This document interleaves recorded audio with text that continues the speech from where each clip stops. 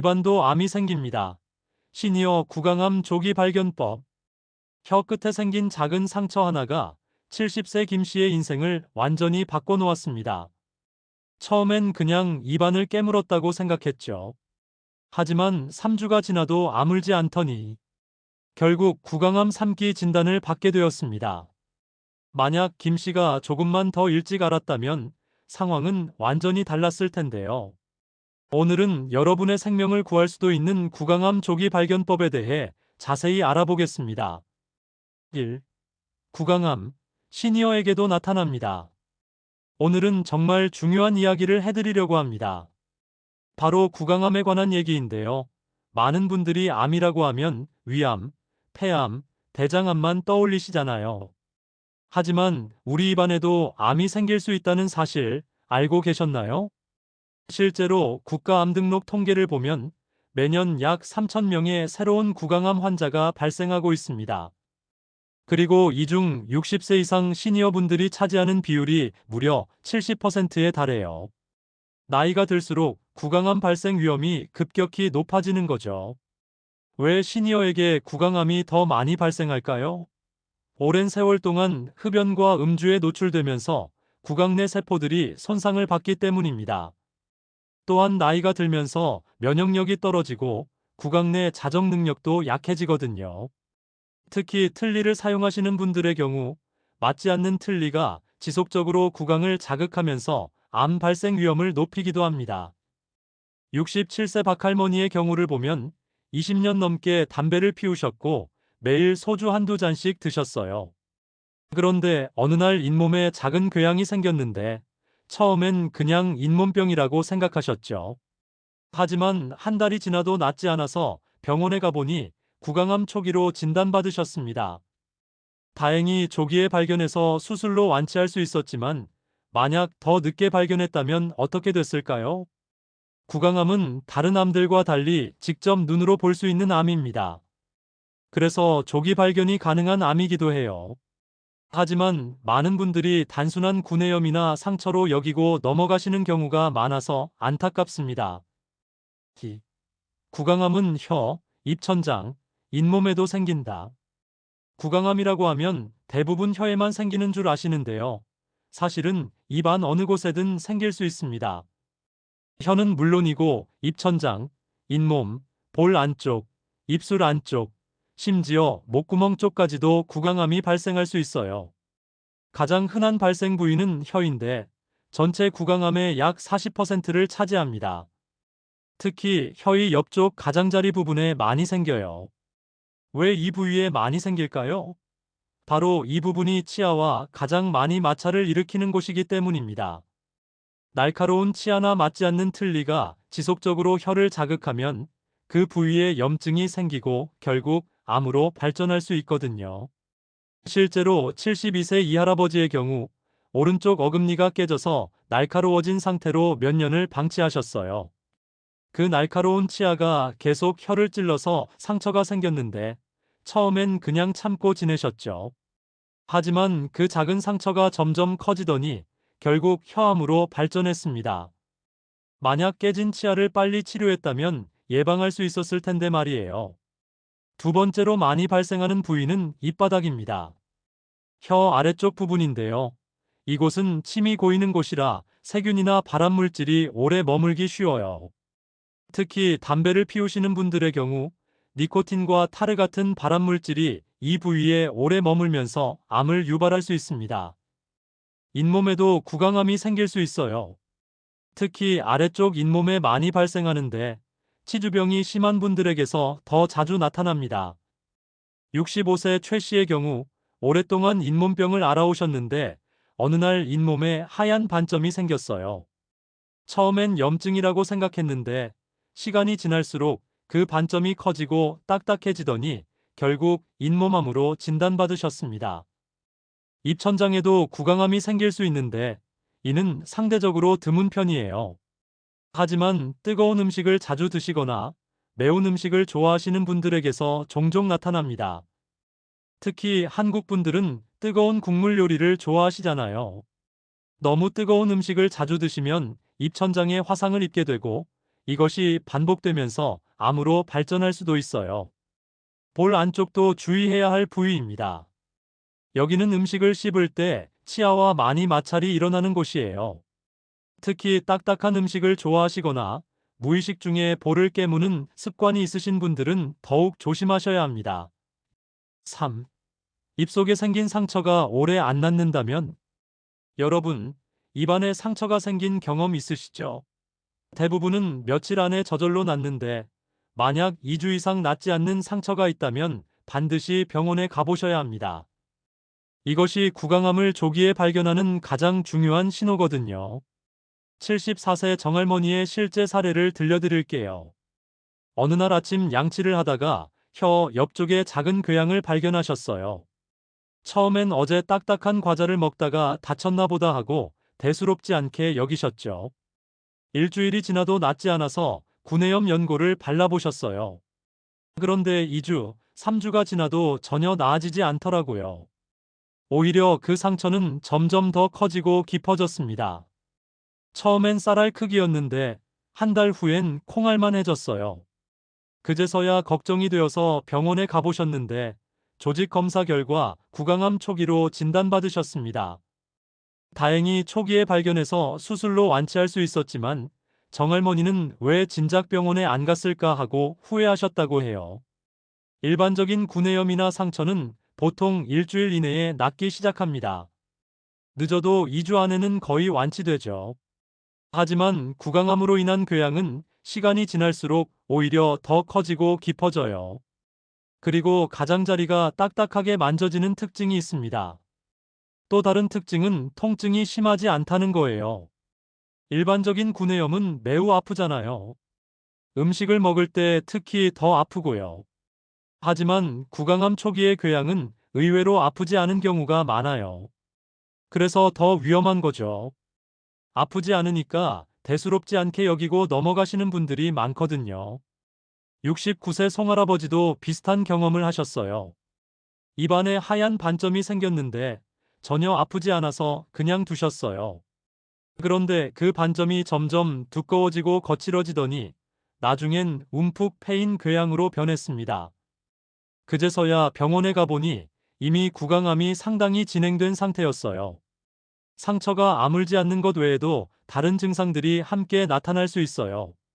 출혈이 계속되거나 냄새가 나거나 목에 혹이 만져지는 경우도 있습니다. 특히 한쪽 목 부분에 림프절이 부어서 혹처럼 만져진다면 암이 전이됐을 가능성이 있으니 더욱 주의하셔야 해요. 때로는 치아가 갑자기 흔들리거나 빠지는 경우도 있어요. 잇몸에 생긴 암이 뼈까지 침범하면서 치아를 지지하는 구조물들이 파괴되기 때문입니다.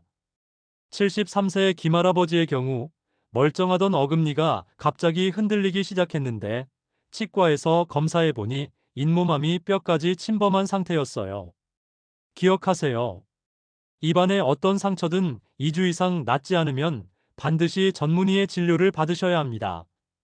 혹시 구강암이 아니더라도 다른 질병일 가능성도 있으니까요. 조기 발견이 생명을 구할 수 있습니다. 4. 혀의 통증과 구강암의 초기 징후. 혀는 우리 몸에서 가장 민감한 부위 중 하나예요. 그래서 작은 변화도 금방 느낄 수 있죠. 하지만 구강암 초기에는 오히려 통증이 거의 없어서 놓치기 쉽다는 게 문제입니다. 71세 박할아버지의 경우를 보면 혀 끝에 작은 반점이 생겼는데 전혀 아프지 않았어요. 그냥 나이 들어서 생긴 점인가 보다 하고 넘어가셨죠. 하지만 시간이 지나면서 그 반점이 점점 커지고 거칠어졌습니다. 처음엔 참게만 했던 게 파탈만 해지더니 결국 손가락 끝만 한 크기까지 커졌어요. 그제서야 뭔가 이상하다고 느끼셨는데 이때부터 통증이 시작됐어요.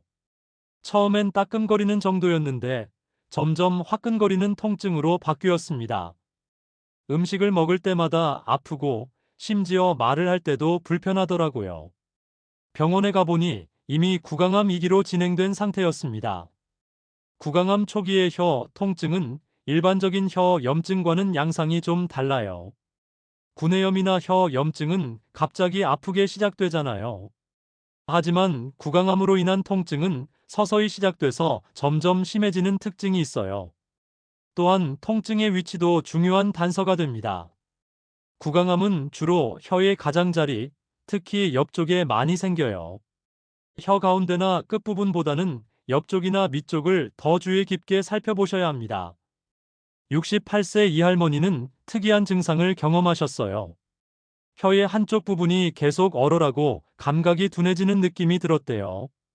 마치 치과에서 마취주사를 맞은 것처럼 감각이 이상했다고 하시더라고요. 처음엔 나이 들어서 그런가 보다 하고 넘어가셨는데 나중에 알고 보니 그 부위에 구강암이 생겨서 신경을 눌렀던 거였어요. 혀의 움직임에도 변화가 올 수 있어요. 혀를 내밀거나 좌우로 움직일 때 평소보다 뻣뻣하거나 자유롭지 못한 느낌이 들 수 있습니다. 또는 발음이 어눌해지거나 침을 삼키기 어려워질 수도 있어요. 75세 조할아버지는 어느 날부터 리을 발음이 잘 안 되기 시작했어요. 라면을 라면이라고 발음하게 되더라고요. 가족들은 처음에 나이 들어서 그런가 보다 했는데 점점 더 심해져서 병원에 가보니 혀 뒷부분에 암이 생겨서 혀의 움직임이 제한됐던 거였습니다. 혀에 백반증이라는 하얀 반점이 생기는 경우도 있어요. 이것 자체는 암이 아니지만 시간이 지나면서 암으로 변할 가능성이 높은 전암병변입니다. 특히 담배를 피우시는 분들에게서 많이 나타나는데 이런 반점을 발견하시면 반드시 금연을 하시고 정기적으로 검진을 받으셔야 해요. 혀의 색깔 변화도 주의해서 보셔야 합니다. 정상적인 혀는 연분홍색인데 구강암이 생기면 그 부위가 붉어지거나 검게 변할 수 있어요. 또는 반대로 하얗게 변하기도 합니다. 혀에 계속 음식이 끼는 느낌이 들거나 혀의 표면이 거칠어진 느낌이 든다면 이것도 초기 증상일 수 있어요. 평소와 다른 어떤 변화든 2주 이상 지속된다면 전문의의 진료를 받아보시기 바랍니다. 5. 흡연음주와 구강암의 밀접한 관계. 구강암의 가장 큰 위험 요인은 바로 흡연과 음주입니다. 담배와 술, 이 둘은 구강암의 최대적이라고 해도 과언이 아니에요. 통계를 보면 구강암 환자의 90% 이상이 흡연자이거나 음주를 하시는 분들입니다. 69세 한할아버지의 이야기를 들려드릴게요. 20대부터 하루에 담배 한 갑씩 50년간 피우셨고 매일 소주 2병씩 드셨어요. 주변에서 몸에 안 좋다고 말려도 우리 아버지도 담배 피우고 술 드시고 90세까지 사셨다며 계속하셨죠. 그런데 70세가 되던 해 혀에 작은 궤양이 생겼어요. 처음엔 그냥 입안을 깨물었나 보다 하고 넘어가셨는데 한 달이 지나도 낫지 않았어요. 병원에 가서 조직 검사를 받아보니 구강암 진단을 받으셨습니다. 의사 선생님 말씀이 50년간의 흡연과 음주가 만든 결과라고 하시더라고요. 왜 담배가 구강암을 일으킬까요? 담배 연기에는 70여 가지의 발암물질이 들어있어요. 이 발암물질들이 입안에 직접 닿으면서 구강 내 세포들을 손상시킵니다. 특히 니코틴과 타르는 구강 점막에 축적되면서 염증을 일으키고 결국 암으로 발전시키죠. 더 무서운 건 담배의 열기예요. 담배를 피울 때 나오는 뜨거운 연기가 입안을 지속적으로 자극합니다. 이런 열 자극이 반복되면서 구강 점막이 변성되고 결국 암세포가 만들어지는 거예요. 술도 마찬가지로 위험합니다. 알코올 자체가 구강 점막을 자극하고 분해되면서 생기는 아세트알데히드라는 물질이 강력한 발암물질이거든요. 특히 도수가 높은 독한 술일수록 더 위험해요. 72세 김할머니는 요리할 때 맛을 보는 용도로 매일 막걸리를 조금씩 드셨어요. 이 정도는 괜찮겠지 하고 생각하셨는데 30년간 계속 하시다 보니 입천장에 백반증이 생겼고 결국 구강암으로 발전했습니다. 아무리 적은 양이라도 매일 지속적으로 섭취하면 위험할 수 있어요. 특히 담배와 술을 함께 하시는 분들은 더욱 위험합니다. 이 둘이 만나면 시너지 효과가 나서 구강암 발생 위험이 15배까지 높아져요. 알코올이 구강 점막을 부드럽게 만들어서 담배의 발암물질이 더 쉽게 침투할 수 있게 하거든요. 70세 정할아버지는 평생 담배와 술을 끊지 못하셨어요. 친구들과 만나면 항상 담배를 피우며 술을 드셨죠. 그런데 어느 날 잇몸에 작은 혹이 만져졌어요. 처음엔 잇몸이 부었나 보다 하고 넘어가셨는데 점점 커지더니 결국 잇몸암으로 진단받으셨습니다. 하지만 희망적인 소식도 있어요. 금연과 금주를 하시면 구강암 발생 위험이 현저히 줄어듭니다. 금연 후 5년이 지나면 구강암 위험이 절반으로 줄어들고 10년 후에는 비흡연자와 거의 비슷한 수준까지 떨어져요. 67세 박할아버지는 구강 내 백반증 진단을 받은 후 즉시 담배와 술을 끊으셨어요. 처음 몇 달은 정말 힘들었다고 하시는데 1년 후 검사해 보니 백반증이 많이 좋아져 있었어요. 지금은 완전히 정상으로 돌아오셨습니다. 금연과 금주가 어려우시다면 전문의의 도움을 받으세요. 요즘은 금연 클리닉, 금주 클리닉 등 다양한 프로그램이 있어서 성공률이 높아졌어요. 또한 니코틴 패치나 금연 약물 등의 도움도 받을 수 있습니다. 기억하세요. 아무리 오랫동안 담배를 피우고 술을 드셨어도 지금 당장 끊으시면 구강암 위험을 크게 줄일 수 있습니다. 늦었다고 생각하지 마시고 오늘부터라도 시작해 보세요. 6. 자가 진단법 거울로 확인하는 방법. 이제 여러분이 집에서도 쉽게 할 수 있는 구강암 자가 진단법을 알려드릴게요. 한 달에 한 번씩만 해보시면 조기 발견에 큰 도움이 될 거예요. 먼저 준비물은 거울과 손전등, 그리고 깨끗한 거즈나 손수건이면 충분합니다. 밝은 곳에서 하시는 게 좋고, 가능하면 자연광이 들어오는 창가에서 해보세요. 첫 번째 단계는 입술 검사예요. 거울을 보면서 입술을 자세히 살펴보세요. 상처, 궤양, 혹, 색깔 변화 등이 있는지 확인해 보세요. 73세 최할머니는 이런 식으로 자가 검사를 하다가 아래 입술 안쪽에 작은 하얀 반점을 발견하셨어요. 처음엔 별거 아니라고 생각했는데 한 달 후 다시 확인해 보니 그 반점이 커져 있어서 병원에 가보니 초기 구강암이었어요. 두 번째는 볼 안쪽 검사입니다. 입을 크게 벌리고 볼을 바깥쪽으로 당겨서 안쪽을 살펴보세요. 양쪽 다 확인해야 해요. 붉은 반점, 하얀 반점, 궤양, 혹 등이 있는지 보세요. 손가락으로 만져보는 것도 좋아요. 딱딱한 것이 만져지거나 거친 느낌이 든다면 주의하셔야 합니다. 세 번째는 잇몸 검사예요. 윗잇몸과 아래잇몸을 모두 살펴보세요. 부어있거나 색깔이 변한 곳, 출혈이 있는 곳, 혹이 만져지는 곳이 있는지 확인해 보세요.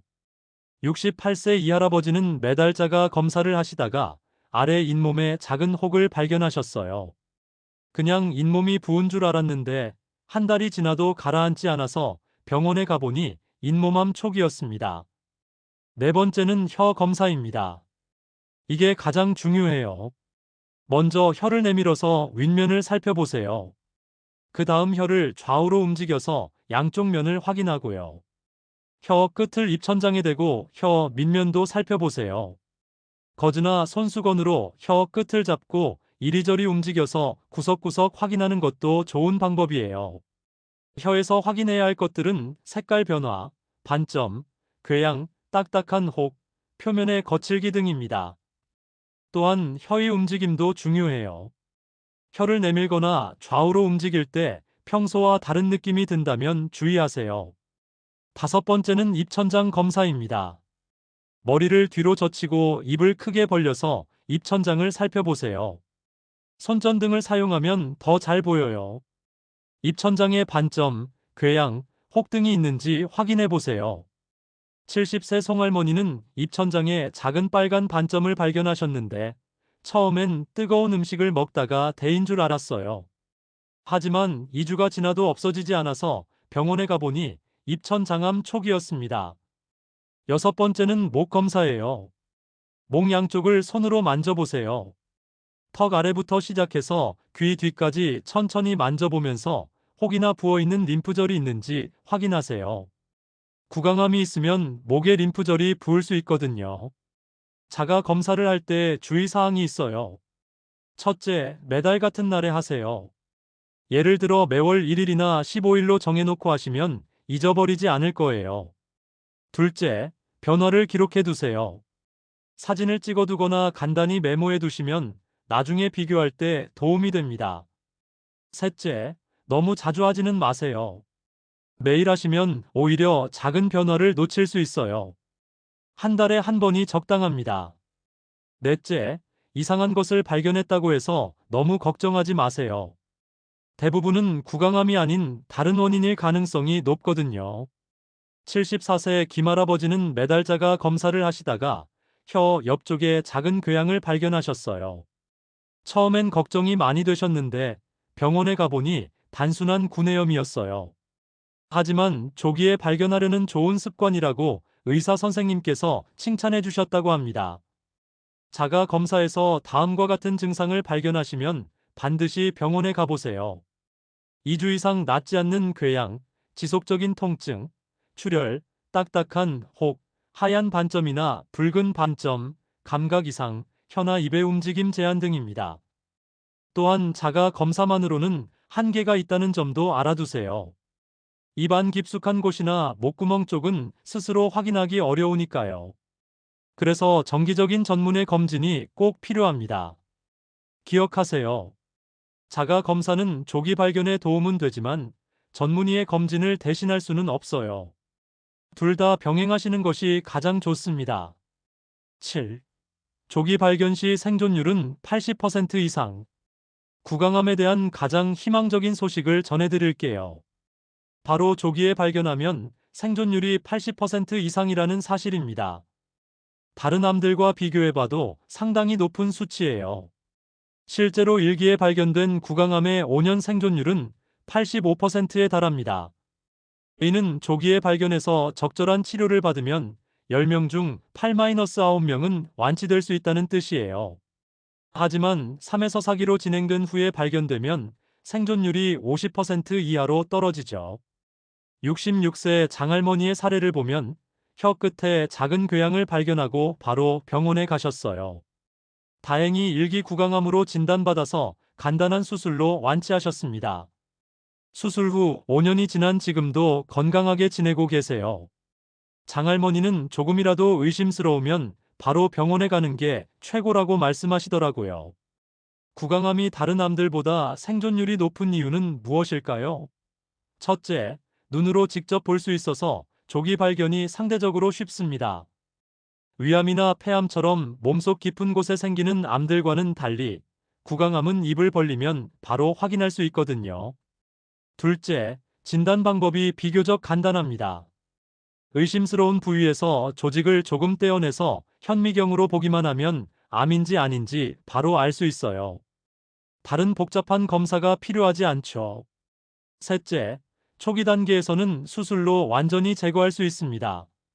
70세 박할아버지는 혀 옆쪽에 생긴 초기 구강암을 레이저 수술로 제거하셨어요. 수술 시간도 30분 정도로 짧았고 입원도 하루만 하시고 퇴원하셨습니다. 지금은 완전히 회복되어서 평상시와 다름없이 지내고 계세요.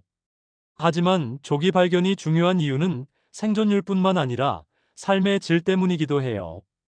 초기에 발견하면 수술 범위가 작아서 말하기, 먹기, 삼키기 등의 기능을 거의 그대로 유지할 수 있어요. 하지만 진행된 상태에서 발견되면 큰 수술을 해야 하고, 그러면 이런 기능들의 장애가 올 수 있습니다. 72세 최할아버지는 안타깝게도 늦게 발견하신 케이스예요. 혀에 생긴 궤양을 6개월 동안 방치하시다가 병원에 가보니 이미 3기로 진행된 상태였어요. 혀의 절반 이상을 제거하는 큰 수술을 받으셔야 했고, 지금도 발음과 식사에 어려움을 겪고 계십니다. 진작 병원에 갔으면 이렇게까지 되지 않았을 텐데 하고 후회하고 계세요. 요즘에는 치료 기술도 많이 발전했어요. 초기 구강암의 경우 레이저 수술, 냉동 수술, 광역학 치료 등 다양한 최소 침습 치료법들이 있습니다. 이런 치료법들은 수술 후 회복이 빠르고 부작용도 적어요. 68세 정할머니는 잇몸에 생긴 초기 구강암을 광역학 치료로 완치하셨어요. 특수한 약물을 바르고 레이저를 쪼여서 암세포만 선택적으로 파괴하는 치료법인데 정상 조직에는 전혀 손상을 주지 않았어요. 치료 후 바로 일상생활이 가능했고 지금도 건강하게 지내고 계십니다. 구강암 치료 후에는 정기적인 추적 관찰이 중요해요. 처음 2년간은 3개월마다, 그 후 3년간은 6개월마다 검진을 받으셔야 합니다. 재발이나 새로운 암 발생을 조기에 발견하기 위해서예요. 74세 김할머니는 구강암 수술 후 5년째 정기 검진을 받고 계세요. 처음엔 귀찮았는데 지금은 안심이 된다고 말씀하시더라고요. 실제로 정기 검진을 통해 작은 재발을 조기에 발견해서 간단한 치료로 해결하신 분들도 많아요. 기억하세요. 구강암은 조기에 발견하면 충분히 완치 가능한 암입니다. 조금이라도 의심스러운 증상이 있으면 망설이지 마시고 바로 병원에 가보세요. 여러분의 빠른 판단이 생명을 구할 수 있습니다. 8. 정기적인 치과 검진의 필요성. 많은 분들이 치과는 이가 아플 때만 가는 곳이라고 생각하시는데요. 사실 구강암 예방과 조기 발견을 위해서는 정기적인 치과 검진이 꼭 필요합니다. 치과 의사는 구강 건강의 전문가예요. 우리가 스스로 확인하기 어려운 입 안 깊숙한 곳까지 자세히 살펴볼 수 있죠. 또한 전문적인 장비를 사용해서 일반인이 놓칠 수 있는 미세한 변화도 발견할 수 있어요. 69세 서할아버지의 경우 별다른 증상이 없어서 치과에 가실 생각이 없었어요. 하지만 부인이 한번 검진 받아보라고 해서 마지못해 치과에 가셨죠. 그런데 치과 의사가 입안을 보더니 혀 밑에 이상한 부분이 있다고 하시더라고요. 서할아버지는 전혀 모르고 있던 부위였어요. 조직 검사 결과 초기 구강암으로 나왔습니다. 본인은 전혀 몰랐던 암을 치과 검진에서 발견한 거죠.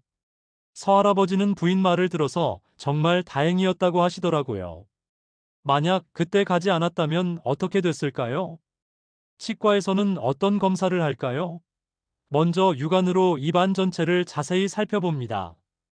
입술, 볼 안쪽, 잇몸, 혀, 입천장, 목구멍까지 구석구석 확인해요. 그리고 손으로 만져보면서 혹이나 이상한 부분이 있는지 촉진합니다. 요즘에는 특수한 검사 장비들도 많이 사용해요. 형광등을 이용한 검사법, 확대경을 이용한 정밀 검사, 구강내시경 등을 통해 더욱 정확한 진단이 가능합니다. 71세 황할머니는 정기치과 검진에서 볼 안쪽에 작은 하얀 반점을 발견하셨어요.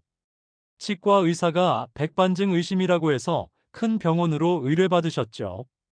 다행히 암은 아니었지만 전암병변이어서 주기적으로 관찰하기로 했어요. 만약 치과 검진을 받지 않았다면 놓쳤을 수도 있는 병변이었어요. 그렇다면 얼마나 자주 치과 검진을 받아야 할까요? 일반적으로 6개월에서 1년에 한 번이 권장됩니다. 하지만 구강암 고위험군에 해당하시는 분들은 더 자주 받으시는 게 좋아요. 구강암 고위험군은 다음과 같습니다. 50세 이상 남성, 흡연자, 음주자, 구강 내에 만성적인 자극이 있는 분 맞지 않는 틀니, 날카로운 치아 등, 구강암 가족력이 있는 분, 이전에 구강 내 전암 병변이 있던 분 등이에요. 73세 조할아버지는 평생 담배를 피우시고 술을 드셨어서 고위험군에 해당하셨어요. 그래서 3개월마다 치과 검진을 받으시는데 어느 날 검진에서 혀 옆쪽에 작은 궤양을 발견했어요. 조직 검사 결과 초기 구강암이었지만 워낙 일찍 발견해서 간단한 치료로 완치하셨습니다. 치과 검진의 또 다른 장점은 구강암 위험 요인들을 함께 관리할 수 있다는 거예요. 맞지 않는 틀니를 조정하거나 날카로운 치아를 다듬거나 잇몸병을 치료하는 등 구강암 발생 위험을 줄일 수 있어요. 75세 이 할머니는 윗니 틀니가 맞지 않아서 계속 잇몸을 눌렀어요. 그 부위가 자꾸 헐고 아물기를 반복했는데 치과에서 틀니를 새로 맞춘 후에는 문제가 해결됐어요. 만약 그대로 방치했다면 그 부위에 암이 생길 수도 있었을 거예요. 치과 검진을 받을 때는 의사에게 솔직하게 말씀드리세요. 흡연이나 음주 습관, 가족력, 최근에 느꼈던 증상들을 자세히 알려주시면 더 정확한 검진이 가능해요. 68세 박할아버지는 처음에는 담배 피우는 걸 숨기려고 했어요. 하지만 의사가 정확한 진단을 위해서는 솔직하게 말씀해 주셔야 한다고 해서 털어놓으셨죠. 그래서 더 꼼꼼하게 검사를 받을 수 있었고 초기 백반증을 발견해서 관리할 수 있었어요. 치과 검진 비용이 부담스러우시다면 보건소의 구강보건 사업을 이용해 보세요. 많은 보건소에서 저렴한 비용으로 구강검진 서비스를 제공하고 있어요. 또한 국가에서 실시하는 구강검진도 있습니다. 40세 이상은 2년마다 한 번씩 무료로 받을 수 있으니 꼭 활용하세요. 기억하세요. 정기적인 치과 검진은 구강암 조기 발견의 가장 확실한 방법입니다. 이가 아프지 않아도 증상이 없어도 정기적으로 받으시기 바랍니다. 9. 구강암 예방을 위한 생활 수칙. 지금까지 구강암의 조기 발견에 대해 말씀드렸는데요. 이제는 예방법에 대해 알아보겠습니다. 구강암은 생활 습관과 밀접한 관련이 있어서 올바른 생활 수칙을 지키시면 상당 부분 예방이 가능해요. 첫 번째 수칙은 금연입니다. 이건 가장 중요하면서도 효과가 확실한 예방법이에요. 담배를 끊으시면 구강암 위험이 현저히 줄어들거든요. 70세 강할아버지는 40년간 담배를 피우시다가 구강 내 백반증 진단을 받은 후 금연하셨어요. 처음 3개월은 정말 힘들었다고 하시는데 가족들의 도움과 의지력으로 성공하셨어요. 금연 1년 후 검사해보니 백반증이 많이 좋아져 있었고 지금은 거의 정상으로 돌아왔어요. 금연이 어려우시다면 단계적으로 줄여나가세요. 하루에 한 갑 피우시던 분이 갑자기 끊기는 어려우니까 반 갑으로 줄이고 그 다음에는 하루 5개비, 3개비 이런 식으로 점진적으로 줄여보세요. 금연 보조제나 금연 클리닉의 도움을 받는 것도 좋은 방법이에요. 두 번째 수칙은 절주입니다. 술을 완전히 끊기 어려우시다면 최소한 적정량만 드세요. 남성은 하루 2잔, 여성은 1잔 이내가 권장량이에요. 65세 문할머니는 매일 막걸리 한 사발씩 드셨는데 구강암 가족력이 있어서 걱정이 되어 줄이기 시작하셨어요.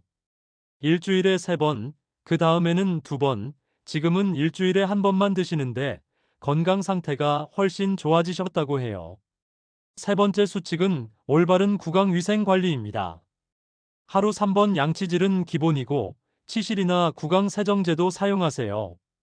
입안을 깨끗하게 유지하면 세균이나 발암물질이 오래 머물지 않아요. 특히 시니어분들은 침 분비가 줄어들어서 구강이 건조해지기 쉬워요. 구강이 건조하면 세균이 번식하기 좋은 환경이 되거든요. 물을 자주 드시고 필요하면 인공 타액제를 사용하는 것도 도움이 됩니다. 72세 송할아버지는 당뇨병 때문에 입이 자주 마르셨어요. 그래서 의사와 상의해서 인공 타액제를 사용하기 시작했고 물도 평소보다 많이 드시도록 노력하셨어요. 덕분에 구강 건강이 많이 개선됐어요. 네 번째 수칙은 자극적인 음식을 피하는 것입니다. 너무 뜨겁거나 매우 맵거나 짜거나 신 음식들은 구강 점막을 자극해서 염증을 일으킬 수 있어요. 한국 분들은 뜨거운 국물을 좋아하시잖아요. 하지만 너무 뜨거운 음식은 구강 점막에 화상을 입힐 수 있으니 조금 식혀서 드세요. 김치찌개나 된장찌개도 한 김 나간 후에 드시는 게 좋아요. 69세 정할머니는 평생 뜨거운 음식을 좋아하셨는데 입천장에 백반증이 생긴 후로는 음식을 식혀서 드시기 시작했어요. 처음엔 맛이 없는 것 같았는데 지금은 오히려 음식 본연의 맛을 더 잘 느낄 수 있어서 좋다고 하시더라고요. 다섯 번째 수칙은 영양 균형을 맞추는 것입니다. 특히 비타민 A, C, E와 베타카로틴이 풍부한 음식들이 구강암 예방에 도움이 돼요. 당근, 시금치, 브로콜리, 오렌지, 키위 등을 자주 드세요. 71세 김할머니는 매일 아침 당근 주스를 만들어 드시고 점심에는 시금치나 브로콜리를 꼭 한 가지씩 드세요. 저녁에는 과일을 챙겨 드시는데 3년째 이런 식습관을 유지하시니 전반적인 건강 상태가 많이 좋아지셨어요. 여섯 번째 수칙은 틀니나 치아 관리입니다. 맞지 않는 틀니는 구강을 지속적으로 자극해서 암 발생 위험을 높일 수 있어요. 틀니가 헐거워지거나 아프면 바로 치과에 가서 조정받으세요. 또한 깨지거나 날카로워진 치아도 마찬가지예요. 혀나 볼을 계속 찌르는 치아가 있으면 즉시 치료받으시기 바랍니다. 74세 박할아버지는 아래 틀니가 맞지 않아서 잇몸이 자꾸 헐었어요. 하지만 나이 들어서 그런가 보다 하고 참고 지내셨죠. 그런데 딸이 틀니 때문에 암이 생길 수도 있다고 해서 치과에 가서 새로 맞추셨어요. 지금은 편안하게 잘 사용하고 계세요. 일곱 번째 수칙은 정기적인 자가 검진과 전문의 검진을 받는 것입니다. 앞서 말씀드린 자가 검진법을 한 달에 한 번씩 실시하시고 6개월에서 1년에 한 번은 치과 검진을 받으세요. 마지막으로 스트레스 관리도 중요해요. 만성적인 스트레스는 면역력을 떨어뜨려서 암 발생 위험을 높일 수 있거든요. 적당한 운동, 취미 활동, 사회적 활동 등을 통해 스트레스를 관리하세요. 68세 조할머니는 구강암 가족력이 있어서 늘 걱정하고 계셨어요. 그래서 등산 모임에 나가기 시작했고, 요가도 배우셨어요. 스트레스가 많이 줄어들었고, 전반적인 건강 상태도 좋아지셨다고 해요. 지금까지 시니어 구강암의 조기 발견법에 대해 자세히 알아봤습니다. 처음에 소개해드린 김 씨의 이야기를 기억하시나요? 작은 상처 하나가 인생을 바꿔놓을 수도 있지만, 조기에 발견하면 충분히 완치가 가능한 것이 구강암입니다. 구강암은 다른 암들과 달리 직접 눈으로 볼 수 있어서 조기 발견이 가능한 암이에요. 그리고 조기에 발견하면 생존율이 80% 이상으로 매우 높습니다. 중요한 것은 작은 변화도 놓치지 않고 관심을 갖는 것이에요. 입안에 2주 이상 낫지 않는 상처가 있거나 계속되는 통증, 덩어리, 색깔 변화 등이 있다면 망설이지 마시고 병원에 가보세요. 또한 한 달에 한 번씩 거울을 보며 자가 검진을 하시고 정기적으로 치과 검진도 받으시기 바랍니다. 무엇보다 금연과 절주, 올바른 구강 위생 관리, 건강한 식습관 등으로 예방에 힘쓰시는 것이 가장 중요합니다. 여러분의 작은 관심과 노력이 건강한 노후를 만들어갈 것입니다. 오늘 이 영상이 여러분과 여러분 가족의 건강을 지키는데 도움이 되었기를 바랍니다. 건강한 구강, 건강한 삶을 위해 오늘부터 실천해 보세요. 시청해 주셔서 감사합니다.